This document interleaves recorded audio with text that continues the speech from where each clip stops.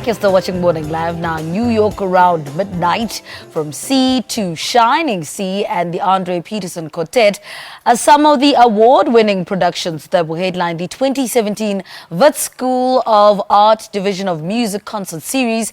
The series kicks off on the 10th of March with one of the greatest international jazz theatre productions titled New York Round Midnight. Also on the lineup is young saxophonist Sisonke Xonti. Now, to tell us more about this series, we are joined by the organizer of the 2017 Wits School of Art Division of Music Concert Series, Peter Cartwright. Good morning. Welcome to Morning Live. Sure. Thank you for having me. Talk to us about the Wits School of Art Division of Music Concert Series. What was the inspiration behind this concept?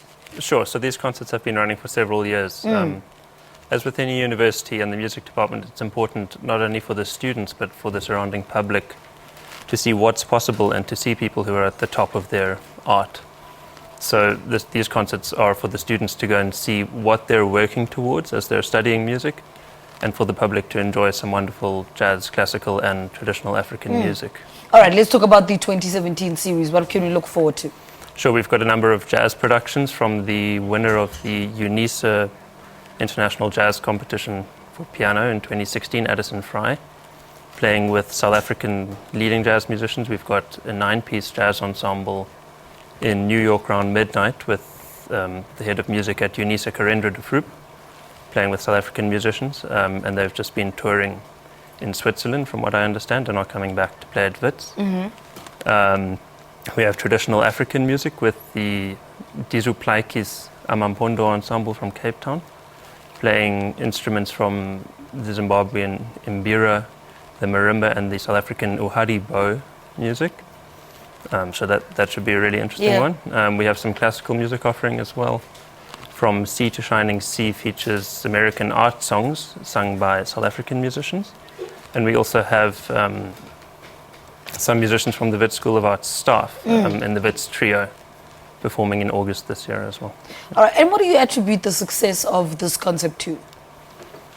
I think these concerts are successful because we have music from several different cultures being performed by South African musicians in collaboration with international musicians. So I think that makes for a really mixed variety of concerts that's appealing to the general public. Yeah.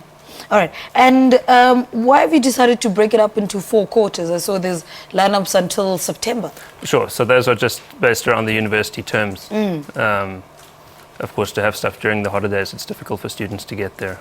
And you've decided to kick off the series with New York Round Midnight. Why is that? It's on Friday, yeah.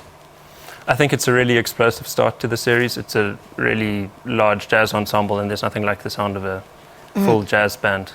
And it's called the greatest international jazz theatre productions, one of. What do you think makes that gives it that accolade? Sure. Again, I think it's the use of such a large ensemble playing music, and it tells the story of the development of jazz in New York City through narration and the use of a set, using some of the country's top musicians. And I think it just shows that South Africa has the ability to compete on the international stage. All right. Peter, thank you so much. Thank you very much. Sure. Peter Cartwright speaking to us about this series, which kicks off on the 10th of March with one of the greatest international theatre productions, New York Round Midnight. It starts there on the 10th, and that was the organizer, Peter Cartwright.